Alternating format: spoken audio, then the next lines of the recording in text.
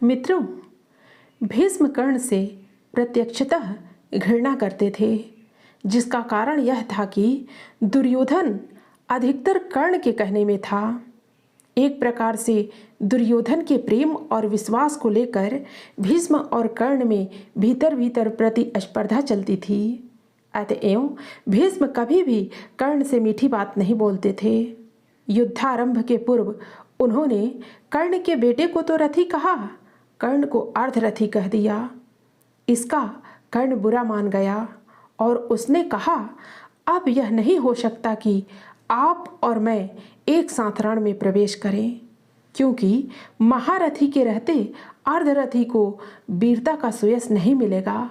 अतएव उचित यही है कि अकेले आप लड़ लें या मैं युद्ध करूं। निश्चित हुआ कि पहले भीष्म लड़ेंगे, और भीष्म जब तक लड़ते रहे कर्ण ने शस्त्र नहीं उठाया। 10 दिनों बाद जब भीष्म सरसैया पर गिरे, तब द्रोणाचार्य के सेनापतित्व में कर्ण ने संग्राम में प्रवेश किया। कुरुकुल का दीपित ताज गिरा, थक्कर बूढ़ा जब बाज गिरा, भूलूठित पितामह को बिलोक, छा गया समर में महाशोक। कुरुपति ही धैर्य न खोता था, अर्जुन का मन भी रोता था। खष्ट सर्ग का आरंभ इसी प्रसंग से होता है, जब कर्ण युद्धारंभ के पूर्व पितामह से आज्ञा लेने को उनके समीप जाता है। राधे किंतु जिनके कारण था अब तक किए मौन धारण, उनका शुभ आशीष पाने को, अपना सद्धर्म निभाने को, वह सरसैया की ओर चला, पग पग हो विनय विभोर चला। छू भीष्म देव के चरण युगल, बोला बाणी राधे सरल, हे तात आपका प्रोत्साहन, पा सका नहीं जो लांछित जन। यह वही सामने आया है, उपहार अश्रु का लाया है।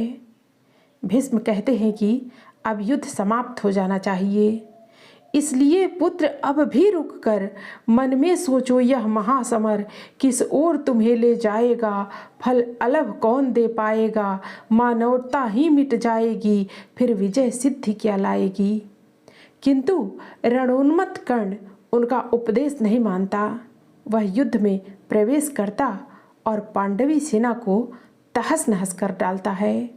जय मिले बिना विश्राम नहीं, इस समय संधि का नाम नहीं, आशीष दीजिए विजय कर रण, फिर देख सकूं ये भव्य चरण, जलयान सिंधु से तार सकूं, सबको मैं पार उतार सकूं। इसी प्रसंग में इस बात की विवेचना की गई है कि महाभारत का युद्ध धर्म युद्ध था या नहीं। उपसंहार यह निकलता है कि कोई भी युद्ध धर्म युद्ध नहीं हो सकता।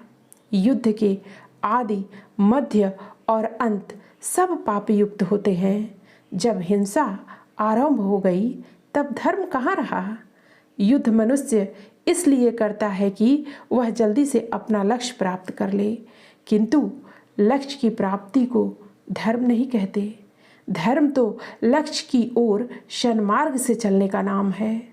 धर्म साध्य नहीं साधन को देखता है, किंतु युद्ध में प्रवृत्ति होने पर मनुष्य का ध्यान साधन पर नहीं रहता, वह किसी भी प्रकार विजय चाहने लगता है, और यही आतुरता उसे पाप के पंख में ले जाती है।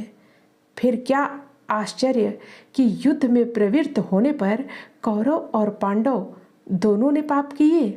दोनों ने विजय बिंदु तक पहले पहुंच जाने को सन्मार्ग का त्याग किया। इसके बाद घटोत्कच वध की कथा आती है। कर्ण का पांडव सेना पर भयानक कोप देखकर भगवान घटोत्कच को बुलाते हैं। नटनागर ने इसलिए युक्ति का नया योग संधान किया, एक अग्नि हव्य के लिए घटोत्कच का हरि ने आह्वान किया। बोले बेटा क्या देख रहा, हाथ से विजय जाने पर है, अब सबका भाग्य एक तेरे कुछ कर्तव्य दिखलाने पर है। उसके युद्ध में प्रवेश करते ही कौरवों की सेना में हाहाकार मच जाता है, और दुर्योधन कर्ण से कहने लगता है कि अर्जुन का मस्तक तो अभी दूर है, एक अग्नि चलाकर तुम घटोत्कच का तुरंत वध नहीं किया तो हार तो अभी हुई जाती है। हे वीर बिलपते हुए सैन्य का, अचिर किसी विधि त्राण करो, अब नहीं अन्य गति आंख मूंद एक अग्नि का संधान करो। अरे गाँव मस्तक है दूर अभी, अपनों के शीस बचाओ तो, जो मरण पास है पड़ा प्रथम, उसमें से हमें छुड़ाओ तो। अतः कर्ण एक अग्नि का प्रयोग करता है। घटोत्कच की मृत्यु होती है। कौरवों के बीच हर्षोल्लास छा जाता है और पांडव रोने लगते हैं।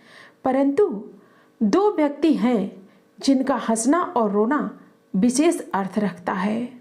पांडवों की सेना में आर्तनाद है, किंतु भगवान कृष्ण जी खोलकर हंस रहे हैं। सारी सेना थी चीख रही, सब लोग व्यग्र बिलखाते थे, पर बड़ी विलक्षण बात, हंसी नटनागर रोक न पाते थे। टल गई विपद कोई सिर से, या मिली कहीं मन ही मन जय, क्या हुई बात क्या देख हुए, केशव इस तरह विगत संशय। कौरवों की सेना में उल्लास है, परंतु उनका प्रधान वीर कर्ण ऐसा दिखता है मानो उसका सर्वस्व लुट गया हो। लेकिन समर को जीत कर, निज वाहिनी को प्रीत कर, बलयित गहन गुंजार से, पूजित परम जयकार से। राधे संगर से चला, मन में कहीं खोया हुआ, जय घोष की झंकार से, आगे कहीं सोया हुआ। हारी हुई पांडव चमू में हंस रहे भगवान थे, पर जीत कर भी कर्ण के हारे हुए से प्राण थे, हारे हुए से प्राण थे। नमस्कार मित्रों, आज आपके लिए महाकवि रामधारी सिंह दिनकर की कविता रश्मि रथी के खष्ट सर्ग के साथ उपस्थित हैं। आज का प्रसंग है भीष्म और कर्ण संवाद। मित्रों, प्रसंग में आगे बढ़ने से पहले आप हमारे चैनल को अवश्य सब्सक्राइब कर लेना, वीडियो को लाइक और अपने मित्रों से शेयर करना, एक छोटा सा कमेंट्स लिखकर हमारा उत्साह वर्धन तो जरूर करना। मित्रों प्लेलिस्ट में जाकर आप रश्मि रथी के प्रत्येक सर्ग को सुन सकते हैं। तो आइए दिनकर की ओजस्वी शैली में कविता का आनंद लेते हैं। नरता कहते हैं जिसे सत्व, क्या वह केवल लड़ने में है, पौरुष क्या केवल उठा खड़ग, मारने और मरने में है। तब उस गुण को क्या कहें, मनुज जिससे न मृत्यु से डरता है, लेकिन तब भी मारता नहीं, वह स्वयं विश्वहित मरता है वंदनीय नर कौन, विजय हित जो करता है प्राण हरण, या सबकी जान बचाने को देता है जो अपना जीवन। चुनता आया जय कमल आज तक, विजयी सदा कृपाणों से, पर आह निकलती ही आई हर बार मनुज के प्राणों से। आकुल अंतर की आह मनुज की इस चिंता से भरी हुई, इस तरह रहेगी मानवता कब तक मनुष्य से डरी हुई। पाशविक बेग की लहर लहू में कब तक धूम मचाएगी, कब तक मनुष्यता पशुता के आगे यूं झुकती जाएगी। यह जहर न छोड़ेगा उभार, अंगार न क्या बुझ पाएंगे, हम इसी तरह क्या हाय सदा पशु के पशु ही रह जाएंगे। किसका सिंगार किसकी सेवा, नर का ही जब कल्याण नहीं, किसके विकास की कथा जनों के ही रक्षित जब प्राण नहीं। इस विस्मय का क्या समाधान, रह रहकर क्या यह होता है, जो है अग्रणी वही सबसे आगे बढ़ धीरज खोता है। फिर उसकी क्रोधाकुल पुकार सबको बेचैन बनाती है, नीचे कर क्षीण मनुष्यता को ऊपर पशुत्व को लाती है। हाँ, नर के मन का सुधा कुंड लघु है अब भी कुछ रीता है, वह अधिक आज तक ब्यालों के पालन पोषण में बीता है। ये ब्याल नहीं चाहते मनुज भीतर का सुधा कुंड खोले, जब जहर सभी के मुख में हो तब वह मीठी बोली बोले। थोड़ी सी भी यह सुधा मनुज का मन शीतल कर सकती है, बाहर की अगर नहीं पीड़ा भीतर की तो हर सकती है। लेकिन धीरता किसे अपने सच्चे स्वरूप का ध्यान करे, जब जहर वायु में उड़ता हो पीयूष बिंदु का पान करे। पांडव यदि केवल 5 ग्राम लेकर सुख से रह सकते थे, तो विश्व शांति के लिए दुख कुछ और न क्या सह सकते थे। सुन कुटिल वचन दुर्योधन का, केशव ने क्यों यह कहा नहीं, हम तो आए थे शांति हेतु, पर तुम चाहो जो वही सही। तुम भड़काना चाहते अनल धरती का भाग जलाने को, नरता के नव्य प्रसूनों को चुन चुन कर छार बनाने को। पर शांति सुंदरी के सुहाग पर आग नहीं धरने दूंगा, जब तक जीवित हूँ तुम्हें बांधों से न युद्ध करने दूंगा।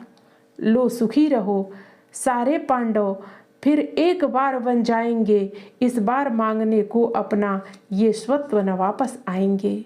धरती की शांति बचाने को आजीवन कष्ट सहेंगे वे, नूतन प्रकाश फैलाने को तप में मिल निरत रहेंगे वे। सतलक्ष मानवों के सम्मुख 10-5 जनों का सुख है क्या, यदि शांति विश्व की बचती हो, वन में बसने से दुख है क्या। सच है कि पांडुनंदन वन में सम्राट नहीं कहलाएंगे, पर काल ग्रंथ में उससे भी वे कहीं श्रेष्ठ पद पाएंगे। होकर कृतज्ञ आने वाला युग मस्तक उन्हें झुकाएगा, नव धर्म विधायक की प्रशस्ति संसार युगों तक गाएगा। सीखेगा जग हम दलन युद्ध का, कर सकते त्यागी होकर, मानव समाज का नयन मनुज कर सकता था बैरागी होकर। पर नहीं विश्व का अहित नहीं होता क्या, ऐसा कहने से प्रतिकार अनेका हो सकता, क्या उसे मौन हो सहने से। क्या वही धर्म है लौ जिसकी दो एक मनु से जलती है, क्या वह भी जो भावना सभी के भीतर छिपी मचलती है। सबकी पीड़ा के साथ व्यथा अपने मन की जो जोड़ सके, मुड़ सके जहाँ तक समय उसे निर्दिष्ट दिशा में मोड़ सके। युग पुरुष वही सारे समाज का विहित धर्म गुरु होता है, सबके मन का जो अंधकार अपने प्रकाश से धोता है। द्वापर की कथा बड़ी दारुण, लेकिन करीने क्या दान दिया, नर के वध की प्रक्रिया बढ़ी, कुछ और उसे आसान किया। पर हाँ, जो युद्ध स्वर्गमुख था वह आज नित्य सा लगता है, बस इसी मंदता से विकास का भाव मनुज में जगता है। धीमी कितनी गति है विकास, कितना अदृश्य हो चलता है, इस महावृक्ष में एक पत्र सदियों के बाद निकलता है। थे जहाँ सहस्रों वर्ष पूर्व, लगता है वही खड़े हैं हम, है वृथा गर्भ उन गुफावासियों से, कुछ बहुत बड़े हैं हम। अनगढ़ पत्थर से लड़ो लड़ो, किटकिटा नखों से दांतों से, या लड़ो वृक्ष के रोम गुच्छ पूरित वज्रीकृत हाथों से, या चढ़ विमान पर नर्म मुट्ठियों से गोलों की वृष्टि करो। आ जाए लक्ष्य में जो कोई, निष्ठुर हो सबके प्राण हरो। ये तो साधन के भेद, किंतु भावों में तत्व नया क्या है। क्या खुली प्रेम की आंख अधिक, भीतर कुछ बढ़ी दया क्या है। झर गई पूंछ रोमांत झरे, पशुता का झरना बाकी है। बाहर बाहर तन संवर चुका, मन अभी संवरना बाकी है।